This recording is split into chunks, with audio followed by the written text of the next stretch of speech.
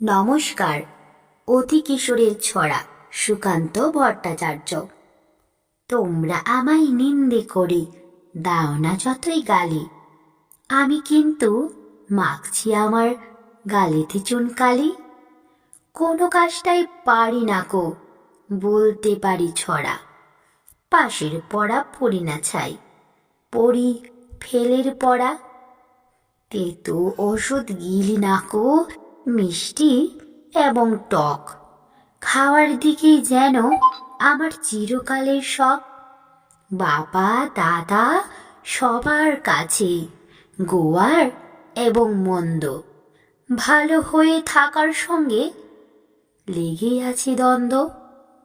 পড়তে বসে থাকি আমার পথের দিকে চোখ, পথের চেয়ে পথের লোকের দিকেই বেশি ঝোঁক। হুলির কে আর করি না কো মধুর জন্য ছুটি, যেখানে ভিড় সেখানেতেই লাগাই ছুটোছুটি।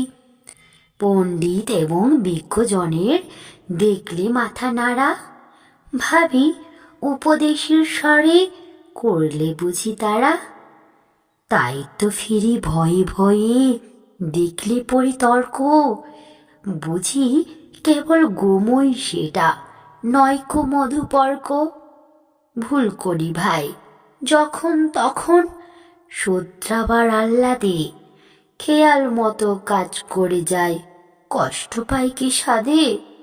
সোজাসুজি যা হই বুঝি, হায় অদিষ্ট চক্র, আমার কথা বোঝে না কেউ, পৃথিবীটাই বক্র।